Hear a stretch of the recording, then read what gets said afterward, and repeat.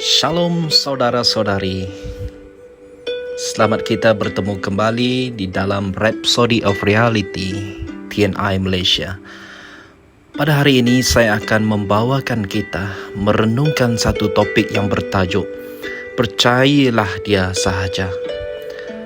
Mari kita lihat di dalam Mazmur 20 ayat 7. Firman Tuhan mengatakan, ada orang bergantung kepada kereta kuda mereka, yang lain kepada kuda mereka, tetapi kita yakin akan kuasa Tuhan Allah kita. Di dalam 2 Tawarik 14 dan 16 memberitahu kita tentang Asa, Raja Yehuda yang melakukan apa yang baik dan benar di mata Tuhan. Dia memerintahkan rakyat Yehuda untuk melakukan kehendak Tuhan, serta mematuhi ajaran dan perintahnya, dan kerajaannya berada dalam keadaan damai sejahtera. Pada suatu hari, Zerah, yaitu Raja Ethiopia, menyerang Yehuda dengan 1,000,000 orang askar dan 300 buah kereta kuda. Asa berseru kepada Tuhan untuk meminta pertolongan.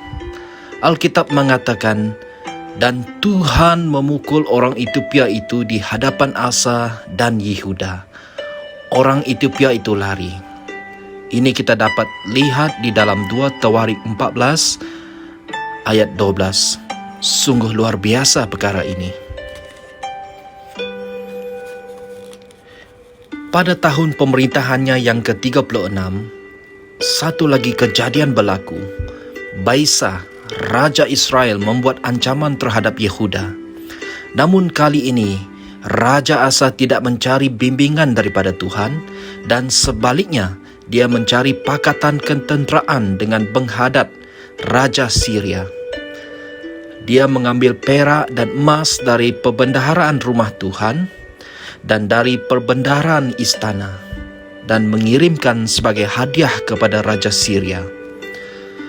Apabila Raja Israel mendengar hal itu, dia menghentikan rancangan ancamannya. Tetapi Tuhan tidak gembira dengan Raja Asa. Tuhan mengutus seorang nabi kepadanya untuk mengingatkannya bagaimana dia, yaitu Tuhan, telah membantunya ketika dia berperang melawan 1,000,000 angkatan tentera dari Ethiopia dan dari negeri-negeri lain. Namun, Raja Asa tidak mendengar kata-kata Tuhan, dan sebaliknya raja itu menjadi marah dengan nabi tersebut dan mulai menindas rakyatnya. 2 tahun kemudian, Raja Asa menderita penyakit barah di kakinya. Namun dalam kesakitannya itu, dia meminta pertolongan tabib-tabib dan bukannya pertolongan Tuhan. Rujuk 2 Tawarik 16 ayat 12. Dapatkah kamu bayangkan itu? Selepas 35 tahun pemerintahannya yang kaya, berjaya dan produktif, dia berpaling daripada Tuhan. Sekarang, dia mempunyai uang yang banyak untuk membayar para tentera upahan dan para tabib. Malangnya saudara-saudari, dia meninggal kerana penyakit itu 2 tahun kemudian. Alkitab memberitahu kita secara spesifik bahawa sebab Asa meninggal bukan kerana penyakit itu, tetapi kerana Asa enggan mencari Tuhan. Rujukan kita 2 Tawarik 16 ayat 12. Itulah masalah utama bagi sesetengah orang hari ini. Mereka sangat mempercayai kekayaan dan harta mereka, sehingga mereka melupakan seseorang yang benar-benar penting dalam urusan mereka, kerana mereka menganggap semuanya berkaitan dengan duit. Jangan sesekali membiarkan sesuatu mengalihkan perhatianmu daripada Tuhan. Hendaklah kamu mengutamakan roh dalam hidupmu.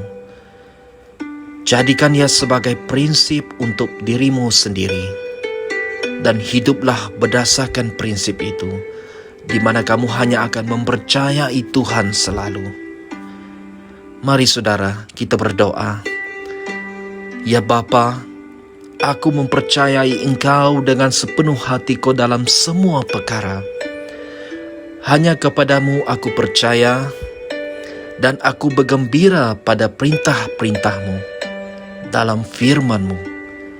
Aku yakin sepenuhnya bahawa Engkau mempunyai rancangan-rancangan yang terbaik untuk hidupku. Engkau lebih mengambil berat dan bersemangat tentang kejayaanku daripada aku. Oleh kerana itu aku bersyukur dan hidup untuk mengasihi Engkau, Tuhan. Di dalam nama Yesus. Amin. Saudara-saudari, sebagai renungan tambahan, kita boleh melihat di dalam Amsal 3 ayat 5 hingga 6 dan Mazmur 28 ayat 7. Terima kasih. Tuhan Yesus memberkati. Kami percaya saudara-saudari semua telah diberkati dengan perkongsian firman dari Rhapsody Reality. Bagi sesiapa yang ingin menjadikan Yesus Kristus sebagai Tuhan dalam kehidupanmu, kamu boleh mengucapkan doa ini bersama dengan saya.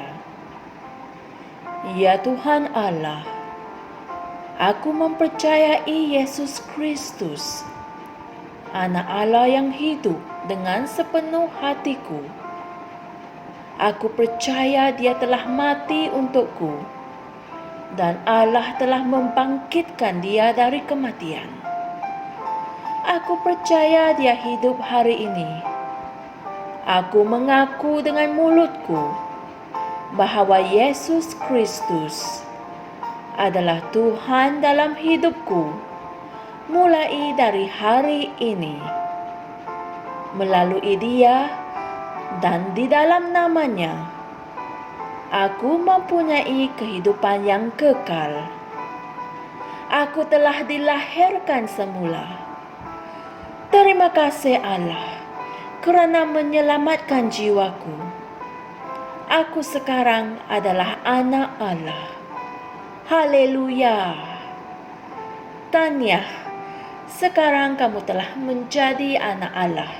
Untuk apa-apa sebarang pertanyaan atau untuk mendapatkan lebih banyak maklumat mengenai bagaimana untuk bertumbuh sebagai seorang Kristian, anda semua boleh hantar mesej di akaun Facebook kami atau email kami di tni.msia@gmail.com. Sekali lagi, tni.msia@gmail.com. Tuhan berkati Anda semua.